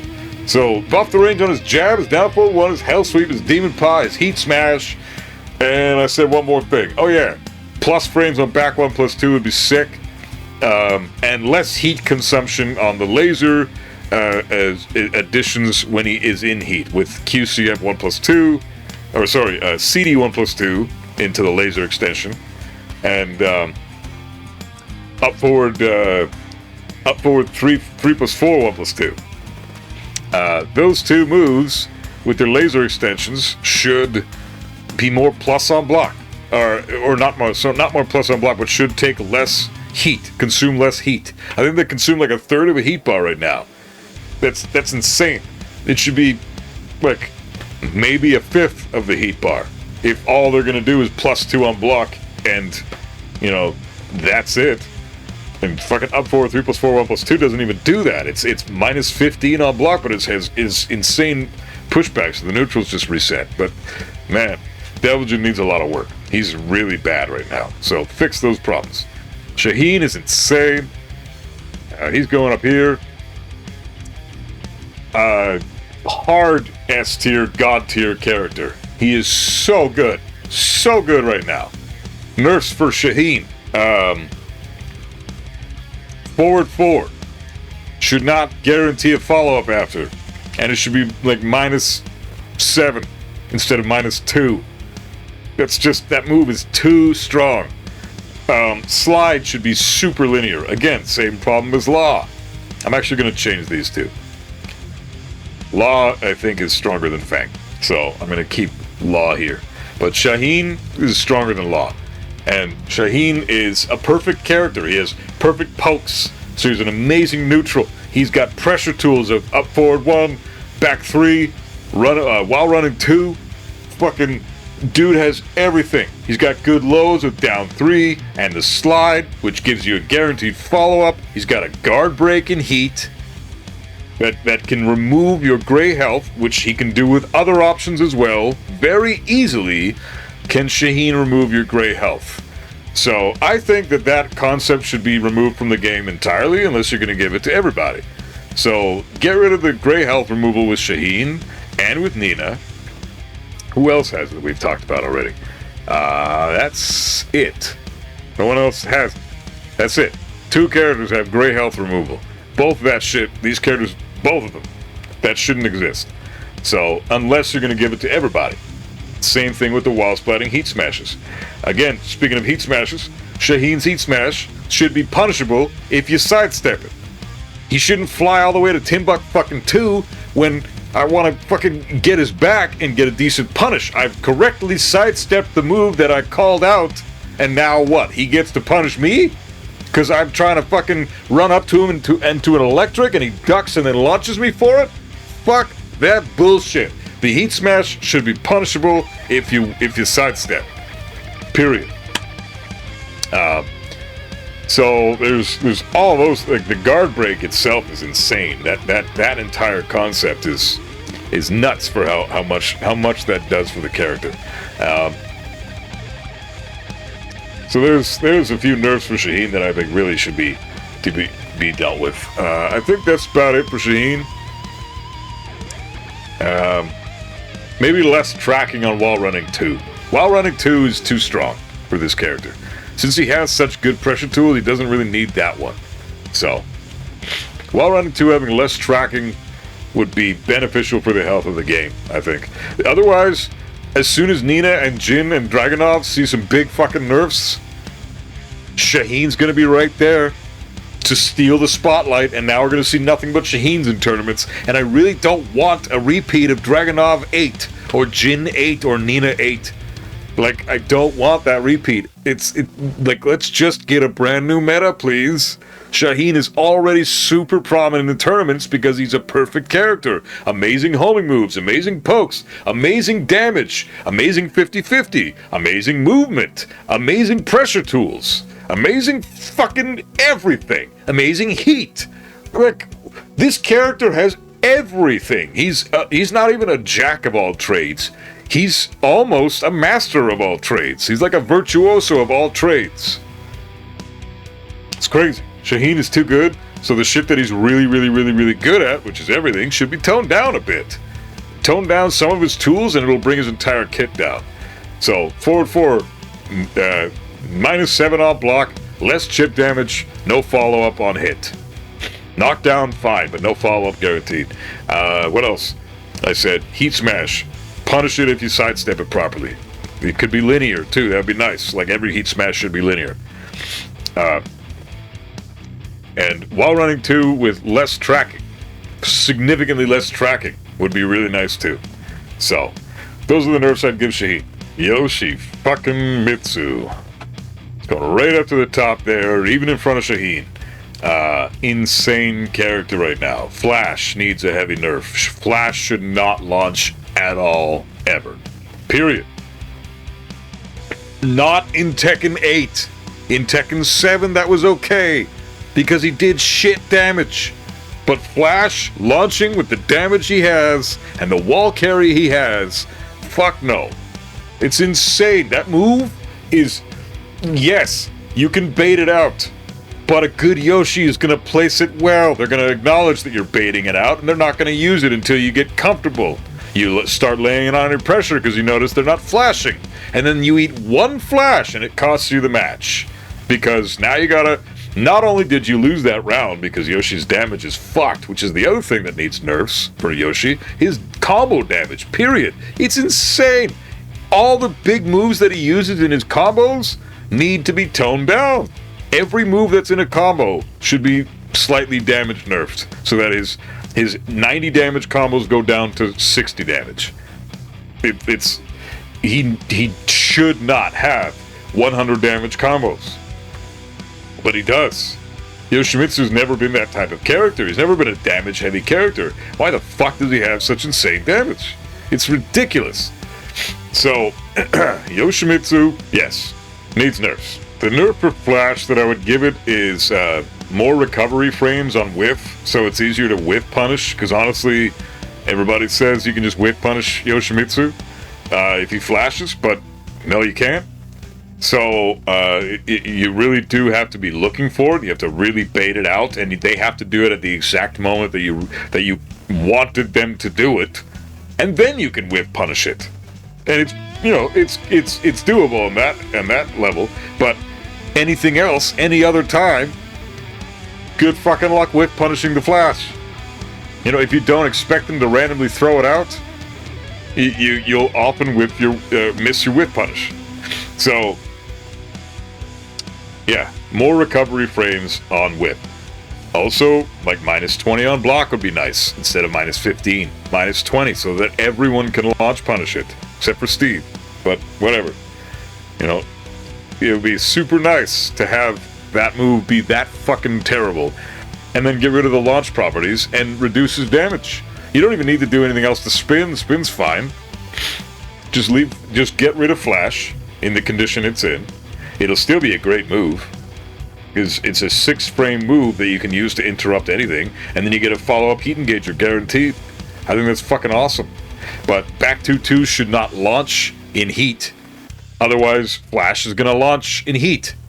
So back 2-2 should just give a guaranteed follow-up. So nerf flash so that it's more negative in whiff and on block. Back 2-2 shouldn't launch in heat, just give a guaranteed follow-up. And his damage overall for his combos should be reduced. Maybe all of those things. Maybe, I don't know, keep the back 2-2 launch, but then don't guarantee it after a flash. Guarantee something else. I don't know. Again, as well, wall splatting heat smash. This piece of shit, bullshit character has a wall splatting heat smash. Fuck off. Get rid of all that shit. Again, universal nerf to the game. Wall splatting heat smashes have to go. They are not healthy. It's insane how good those are, especially when you're playing a character that doesn't have one. It's such a huge disadvantage. Fuck. The wall splatting heat smashes can fuck off. Next up is Panda and needs buffs. If Kuma is hella fucking strong, then why isn't Panda relative to Kuma but has the differences in the character that might make her interesting? You know, the Xiaoyu kicks in heat and her heat smash are what separate her from Kuma. And I just think that she doesn't have anything that would make you want to choose her over Kuma, and I think that's silly. I don't care about the bears. I'm not a bear player. I don't even like them as characters. But I think it's ridiculous to have one bear in the game that is monumentally better than the other bear, and they're virtually identical in terms of move lists, aside from a couple heat moves. Like, there is literally zero reason to play Panda aside from the fact that she's cute. You might think she's cute. If you're a weirdo and you like that kind of weird shit and you want to play a cute, cuddly, fuzzy bear in a fighting game, fine, be your little weirdo self. But there's no reason to play Panda if you want to win, because Kuma's so much stronger. So Panda needs some buffs. What does Panda need? Panda needs something unique. I really hope that the new moves coming out in Season 2 are able to separate these two more. Give a new move to Panda that's different from Kuma that's not in heat. That'd be really cool. Other than that, the little kicks with the Xiaoyu kicks could be maybe more plus for Panda, so that they have some utility. And her heat smash, it's not the greatest, but it's not bad either. It floor breaks. It's 15 frames to impact. It's the strongest, most damaging heat smash in the game with 62 damage, but it's still kind of useless compared to Kuma's far superior heat smash. I mean, this floor breaks, this wall breaks, which has more utility in the game since there are more stages that have wall breaks than floor breaks. Hers is 15 frames. His is 13 frames. Hers tracks a little. Hers is much easier to sidestep. His is almost impossible to sidestep. There's like virtually no comparison. These two are night and day. So give Panda some love. I don't care about the bears again, but it's stupid to have her in the shape she's in. Give people a reason to pick her that's actually valid. Leo, leave as they are. Leo has down forward 2+3, which I can say is an egregious move that really pisses me off, but it's the only low that Leo has that I can't launch punish. Maybe that's why I'm pissed about it. Well, that's not true. 1, 2, 4, I can not launch punish with Kazuya either, but regardless, down forward 2+3 does a little too much. So maybe give it a guaranteed follow-up if you're going to nerf Leo at all. But, again, I don't think... The heat, beyond the heat smash that wall splats, Leo's fine. I'm going to put him there, though, because I don't think they're weaker than these guys. But Leo has an amazing down forward 2, and heat smash that fucking wall splats, and his stance that's actually really scary to deal with her the fucking book stance, whatever the fuck it is. Jinji Do Lee, I think is what it's called. Jinji Do Lee stance is bullshit. Bo-Boo stance is when she goes, or he goes low, or they go low, and then do their thing. Again, not that difficult of a stance to deal with, but the Jinji stance is fucked up. Really strong stance. But balanced. Leo is a very, very balanced character. There's no reason to nerf the character at all, barring the heat smash, which absolutely needs to go. Again, though, universal nerf needs to go for everybody, so I'm going to keep Leo and leave as they are, because that's just something that everybody needs as far as wall splatting heat smashes go. Get the fuck out of here with that shit. Yeah, healthy character. No reason to nerf them at all. I think Leo's cool, and props to Leo players. Don't really see them very often, but Leo's kind of fun to play. Kind of fun to play against, I mean. Anyways, moving on to this bitch. Dragunov, must nerf. Obviously, must fucking nerf. Reduce the range on hatchet kick. Make it so that QCF4 doesn't hit grounded anymore. Make it so it's +2 or +3 on block, not +7. Reduce the chip damage.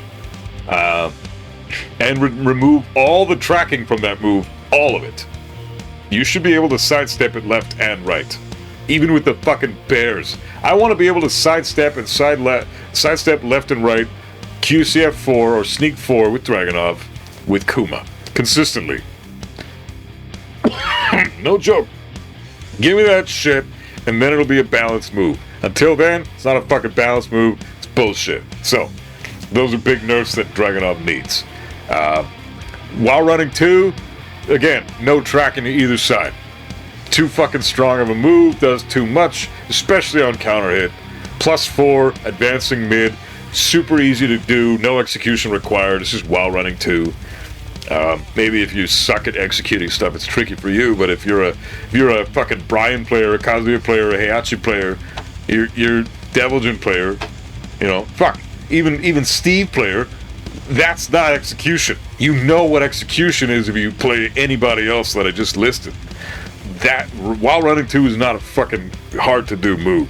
So the fact that it does everything it does means that the tracking's gotta go.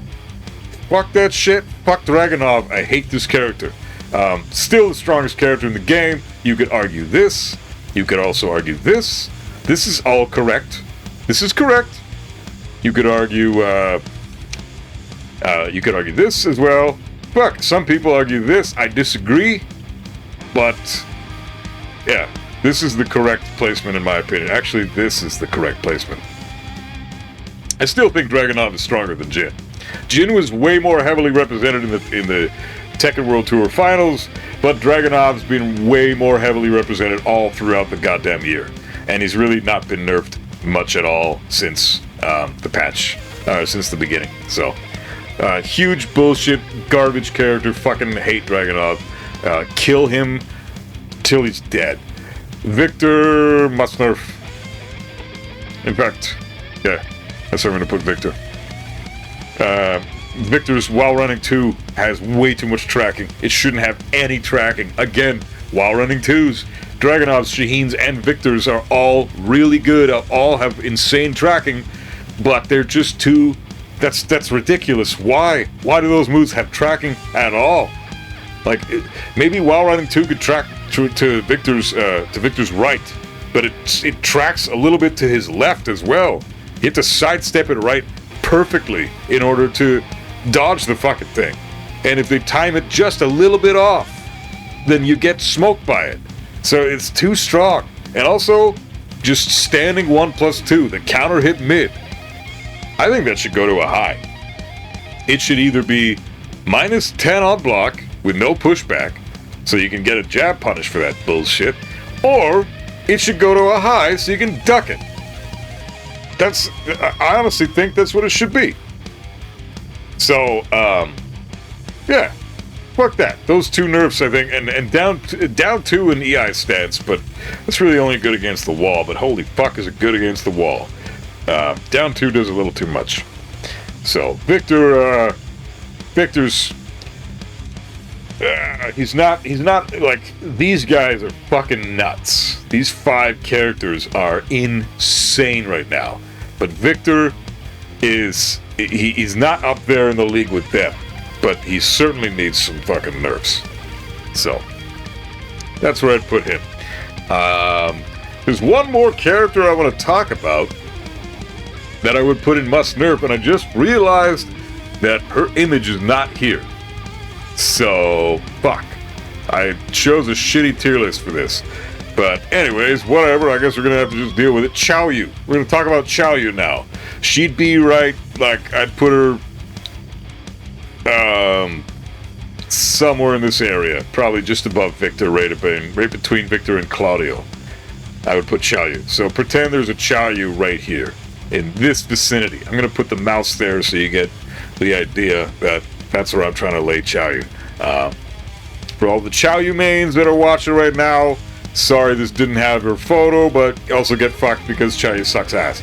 But she's insanely strong. Her nerfs, fucking ridiculous.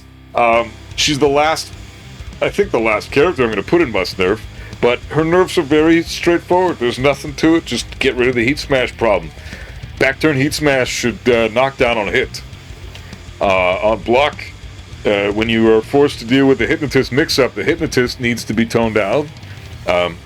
Her low should be a staggered block, so it should be like if you block Hell Sweep. And the mid should be should give less pushback, so you can do something after it. So reduce the pushback of the mid, and make the low launch punishable by the entire cast. Make it a stagger block, so that the Xiaoyu is less inclined to want to use that shit. If we're going to have to take the mix-up of the heat smash on block, then fine.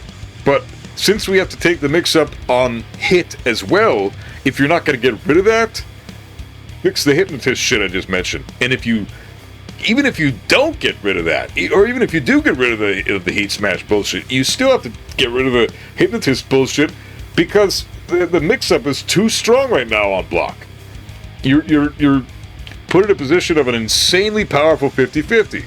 Either a mid that launches, or wall splats, or a low that launches. It's crazy. So, yeah, and neither one of them are unsafe enough to warrant having them in the game. She just does too much with those. There's almost no risk to it for her, and a huge reward at the end of that all. So it's just unhealthy bullshit. Why does that exist? So, Xiaoyu, not listed here, doesn't have a little thumbnail for her, which kind of sucks. I totally saw that, but that's how much I give a fuck about Xiaoyu. I didn't even include her photo, because I just hate the character. Again, she suffers from the same problem Lars does. I just despise watching them on the screen. It's not that I have a problem with the matchup, because I've labbed the shit out of both, but I hate watching Xiaoyu and Lars fight. They look like idiots when they play. They look so fucking stupid. So I just despise them both. I hate their animations. And I hate Xiaoyu's everything. So, garbage character. And again, Xiaoyu mains are about as sensitive as Yoshi and Hwoarang mains as far as talking trash about the characters, so I know I'm going to get a lot of heat in the comments about Xiaoyu. She doesn't need these nerfs. That's the part of the character. Xiaoyu wouldn't do anything if she had this shittier fucking hypnotist stance. I hope he doesn't go under low. Get fucked, bruh. And you eat a dick, all you Xiaoyu mains. You don't know what the fuck you're talking about. Xiaoyu is insane right now, and the only people denying that are Xiaoyu mains themselves, that are stuck in purple or blue ranks, or hard-stuck Tekken King or some shit. Get fucked. Learn how to play the fucking game. Stop pretending your character is way weaker than they obviously are. So, God, Xiaoyu mains drive me nuts. Steve, leave him as the ace. Really strong character though. I'd put him up right next to Paul. He's probably about as good as Paul, maybe a little weaker than Paul. He's not as strong as Kazuya, I don't think. Not in the long run. I mean, I don't know. I mean, it's hard to say. Like, Steve versus Kazuya is a one-sided match. Kazuya just gets fucking blown up by Steve. It's not even a close competition. But Steve also has a lot of problems with all these characters. And even some of these characters. You know, Steve isn't very good against Hwoarang. Steve sucks ass against Lili because she can dodge his shit. She's one of the only characters that can actually consistently sidestep Steve's offense. Other than that, he's got some pretty solid tracking. He's pretty safe. He doesn't really put himself in risk too often. He's got some strong combo damage.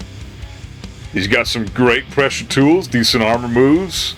Not a perfect throw game, but almost.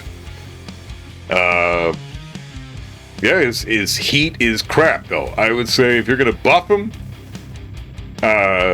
which is fine, maybe give him something else in heat. But I don't know. He doesn't really need any buffs. I think Steve is perfect as he is. Again, I'm going to reiterate. If these characters get nerfed, Xiaoyu included, if they all get nerfed and brought down to here or here, and you only have 3 categories, Steve is going to find himself in a much, much better position in the game in general. So he doesn't really need nerfs or buffs. It's all about bringing these guys down so the rest of the roster can breathe, for fuck's sakes. So, I love Steve. I love Steve players. I think Steve's one of my favorite characters in the whole game. I dabble with him from time to time when I'm stoned. But, he's really strong. He's fucking super strong. Newman demonstrated how strong he is in the Tekken World Tour Finals this year. And goddamn, he's been doing that all year long. Steve is insane if you know how to play the fucking game. And unfortunately, Steve's just a really hard character to play, so very, very few players in the world can actually bring him to that level. But Newman demonstrated that it's very possible to bring Steve to the highest level in the world. So he's clearly got everything you need to win EVO. You just have to be a cracked Tekken player to do it. Same thing with Kazuya. And honestly, same thing with Heihachi and Reina. I'd say even Lee. Got to be pretty fucking cracked to bring Lee up there. But yeah, those are the Paul as well. You got to be really fucking strong Tekken player to bring Paul and Bryan. Yeah, those are the characters that I'd say you're at the highest level. You got to be something special to bring them to the top. Next up, we got Kuma. Honestly, nerfs would be good. Kuma's fucking strong, man. Super strong. Congrats again to Rangshu for winning the whole fucking tournament. Amazing performance. Got through these 3 bitches and was dealt a shit hand because he had 2 of them in the top 16, 2 Jins. Like, that's fucking nuts. No, he had 3 Jins, didn't he? I don't even know. Fucking no, there was 2. CBM and Riot, I think. That's it, right? Oh, no, Daniel Mato. Yeah, that was... Fuck, I forgot about Daniel Mato. Yeah, so Daniel Mato was Jin too. Holy fuck. Damn.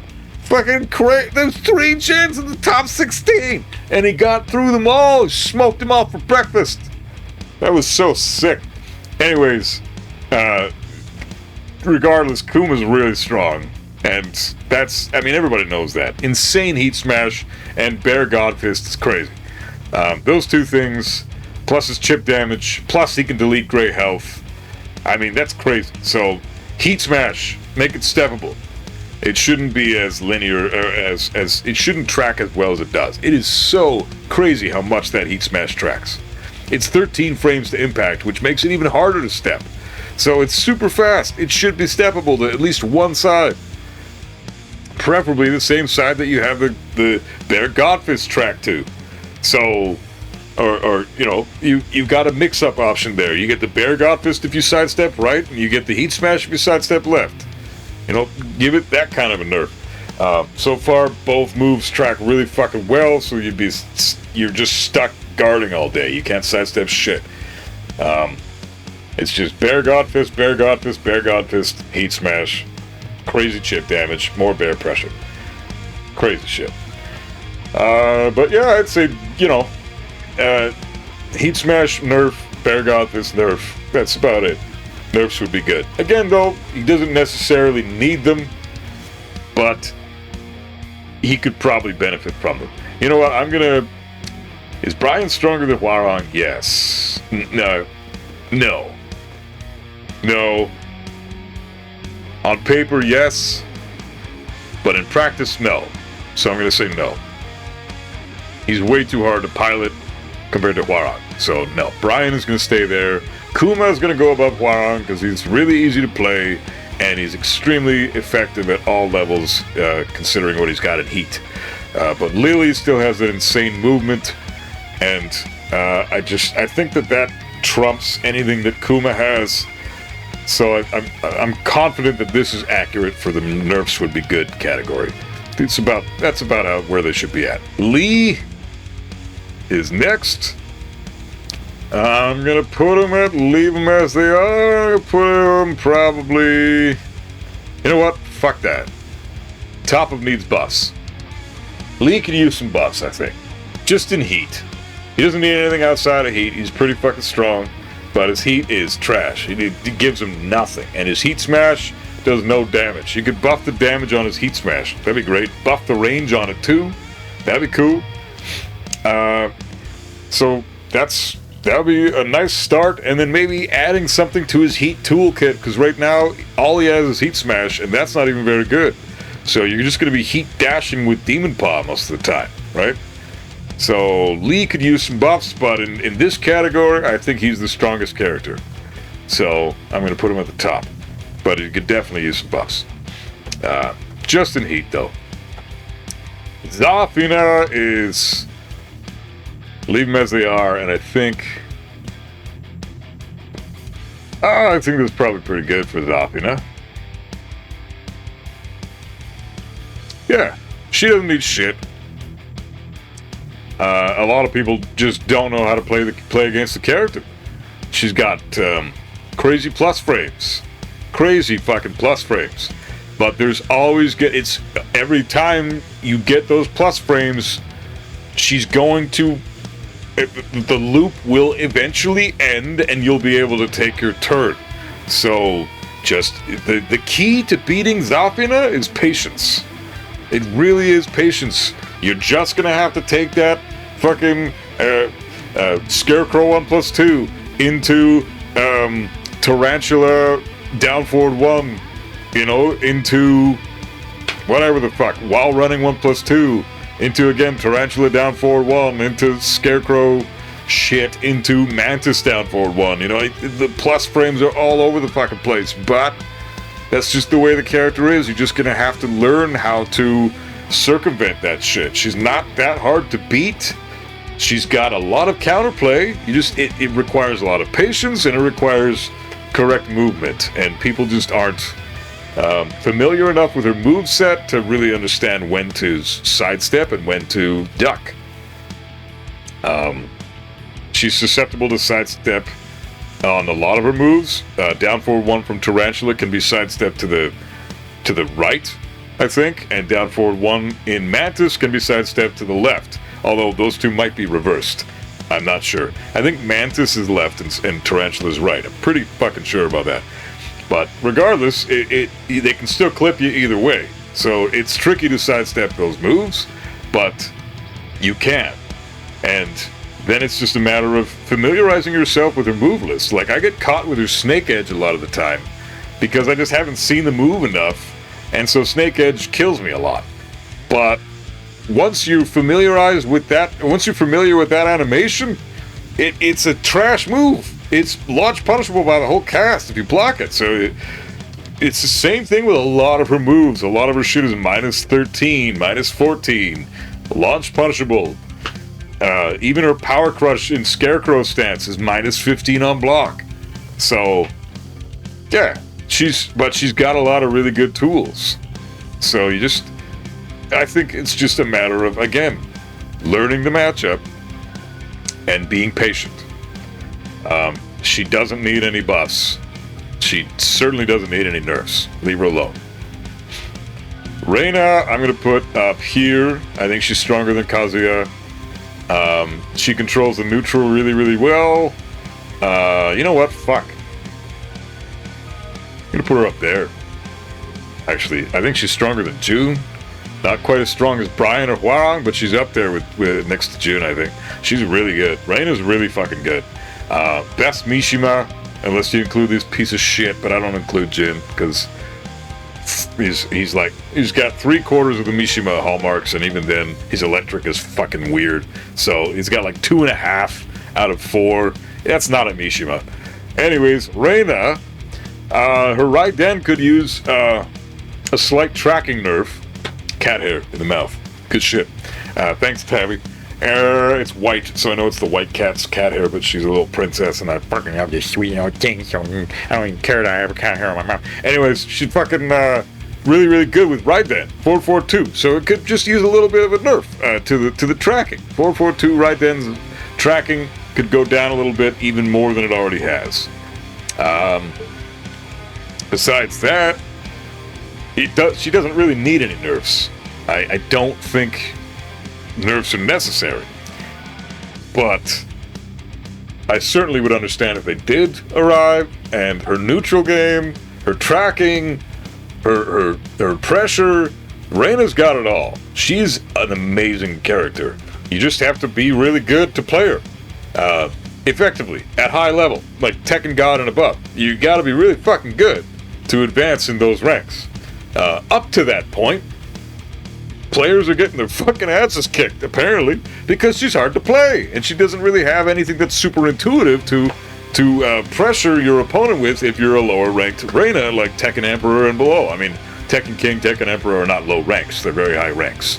But I'm saying, if you're Tekken Emperor and below with Reina, you're getting fucking destroyed online, and we've seen the data on that, so it's not up for debate. You're getting fucked up, and I understand why that is. She's a really hard character to play. But she's got a lot of crazy, stupid shit that you can kill your opponents with if you know how to use the character. So it's just a matter of learning the character. And besides that, yeah, I think she's pretty good as is, but the Raiden could use a tracking nerf. Eddy is... he's good. Leave him as he is. I think Eddy's happy there. He's like Kazuya, but a lot easier to play and not quite as strong. Doesn't have as crazy of tools as Kazuya does. Certainly, though, has the same game plan. Vortex your opponent 50-50 and make them guess for their life. That's similar game plans. But with Eddy, it's not quite the same. You're mixing up your stances and keeping your plus frames and 50-50ing that way. With Kazuya, you're knocking them down into a wave dash vortex, so it's a much harder 50-50 to apply than Eddy's, but the game plan is the same. So I just think Eddy's fine. Leave him alone. He's good. His heat smash is pretty much a homing move, which is cool because honestly he could use something like that. Yeah, that's good. His relaxed stance mix-up is strong, but who cares? I mean, that's the whole point. If you're 50-50, if your character is a 50-50 character, it means you're making your opponent guess. If they guess right, you die. If they guess wrong, they die. You know, it's a pretty fair system, I think. So, but it's not necessarily guessing in Tekken. You're not really, there's no forced 50-50s unless you're talking about specific scenarios, like when you just blocked a heat smash. That's a forced 50-50 for most characters. Lars' Den 3 is a forced 50-50. You have to guess what the next move is going to be. There's no option select. With Eddy, you can option select sometimes. You know, he'll hit you with a really hard mid into a relaxed stance, and the mid is +6. Can't remember what the move is right now. I don't remember the notation, but it's +6, and then he's in relaxed stance right in front of you. You can sidewalk left and beat out the majority of his next options. So there are option selects available for Eddy. So he's fine as he is, and he's a pretty strong character. He's sitting really pretty right there. I don't think we need to make any adjustments there. Lidia is next. Either leave her as she is, or she could use some buffs. I'm gonna put Lidia. You know what? Lydia's pretty good. Lidia is pretty fucking good. So here's the thing with Lidia. Fuck. You know what? Right there. That's good. I think these three are stronger than Lidia because at least they have tools that aren't segregated to heat. She doesn't. She has insane heat. But that's it. She's really weak to sidestep right. You fucking sidestep right the majority of her moves and she dies. If you time it right, but sidestep right is an option select for a lot of her moves. And then just stay the fuck away from her. She has to approach with while running 1 or while running 2, and both of those are not safe for her. While running 2 is sidestep right, while running 1 is duck. So just get a read on what she's going to do, and it's going to be hard for her to approach. She doesn't really have a lot of answers. A lot of her range is pretty shit. Sidestep right really does hurt her, but once she's in heat, she can start mixing up the fucking heaven and earth stats with stalking wolf, and you're just gonna get fucked up. So, insane heat and shitty non-heat. I think it's a healthy mix, and it's an interesting concept. So Lidia should probably stay as she is, because she's one of the few characters in the game that really doesn't have anything until she enters heat, and then she becomes like this entirely different character that you just want to pray loses their heat bar ASAP as fucking possible, because you're just eating shit and she's killing you. But without it, she's pretty trash. So I think Lidia is a healthy character for the game in the condition she's in, and she should just stay put. And finally, my boy Heihachi. I'm gonna put him right above Kazuya here. Leave him as he is. He doesn't need anything. He's fine. He's got all the tools a Mishima wants, and is exceptional at doing Heihachi shit. He's extremely linear. He's trying to force pressure all the time, and it could be tricky to get those moves out, because again, like Kazuya, he's got a lot of slower tools, but he's also got some quick pokes with down forward 1. Down forward 1 is -5, but who the fuck is doing down forward 1 and nothing else? You're not doing that unless you're trying to kill with it. That's it. If you're trying to poke, you're not doing down forward 1 in this game anymore. In Tekken 8, you do down forward 1-1 or down forward 1-2. Down forward 1-2 delay is like the just frame down forward 1-2 versus the fucking down forward 1-1. That's a really good mix-up. People are either going to try to interrupt or they're going to try to sidestep. They're not going to try to duck you anymore, because down forward 1-2 is chunky and it gives you some life back. So it's not, no one's going to do that anymore. So the counterplay to Heihachi is different now in Tekken 8. So down forward 1-1, which is only -2 on block, is a viable poke now. Just don't spam it too often.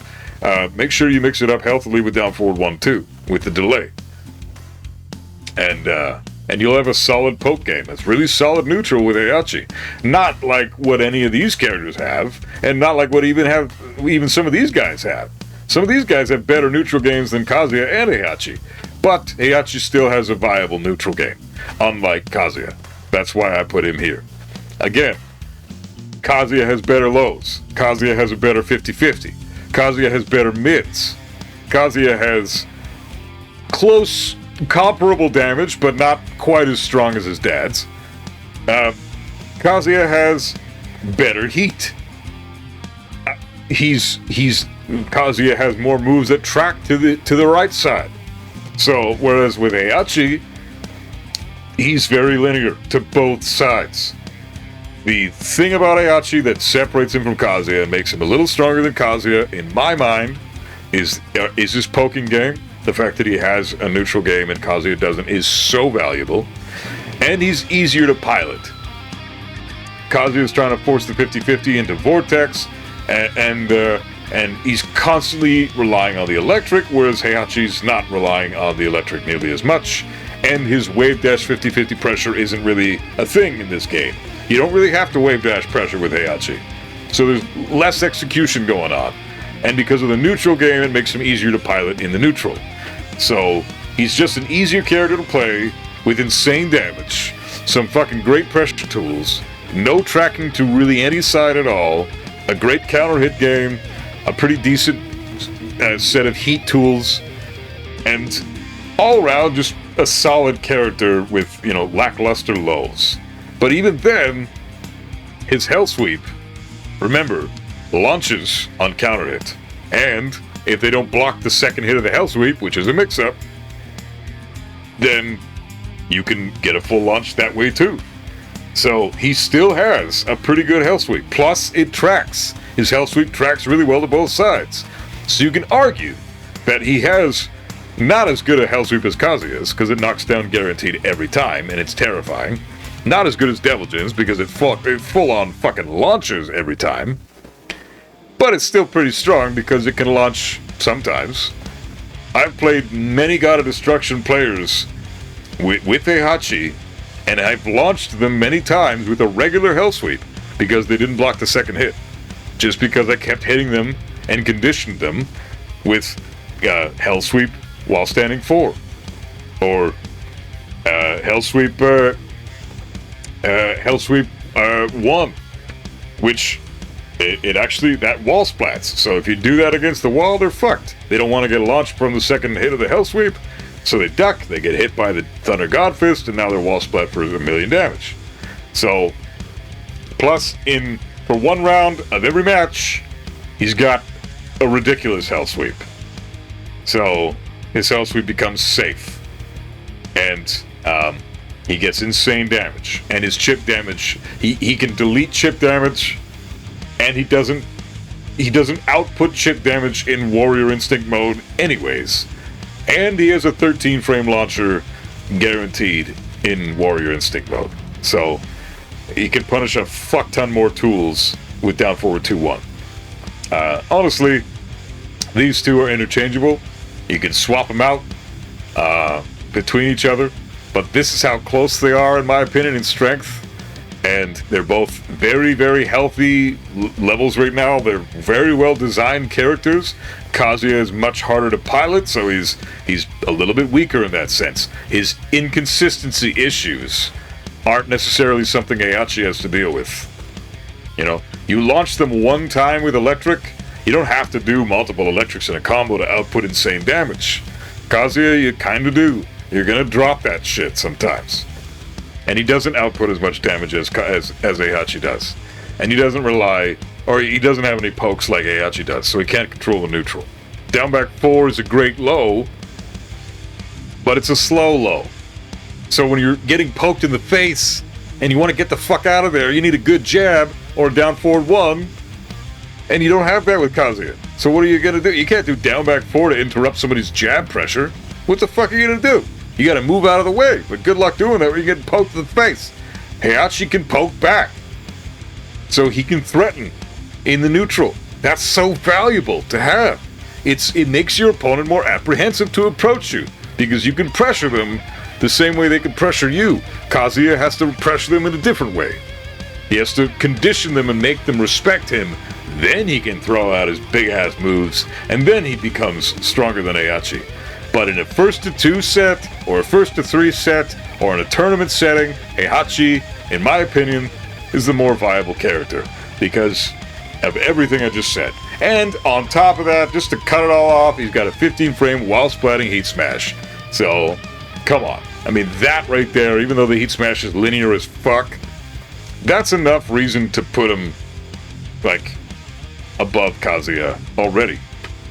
A wall splatting Heat Smash is stupid, and it shouldn't be in the fucking game. So, anyways, that's about it for the tier list. I hope I covered everything. I'm pretty sure I did, but yeah, this will be the last tier list I do for a little while, until Season 2 comes out, because there's no reason to do another one now. Nothing's going to change between now and then. So, this is where I think everybody's going to sit. until Season 2 comes out and we get new moves and we get heavy nerfs. But look at this. I just want to close out the video by saying this. Add Xiaoyu to this column here, and you've got what? 11 characters. 11 characters in must nerf, and 6 in nerfs would be good. That's... oh man. That's too much. That is way too much. I mean... I don't know what the fuck they were thinking. With adding all this broken bullshit.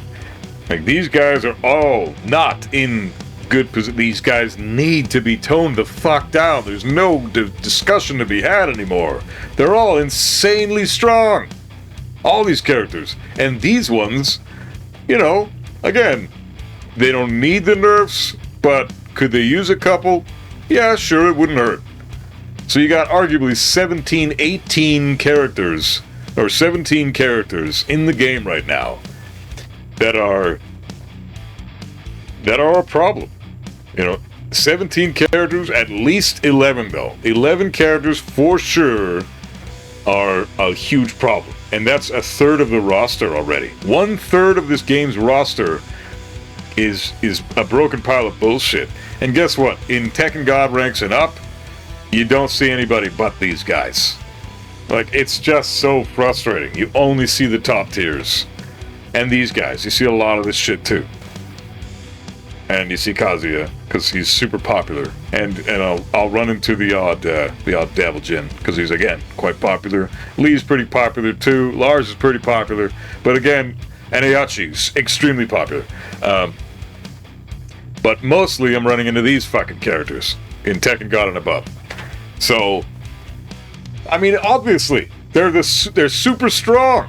And you don't really have to work very hard to play most of them.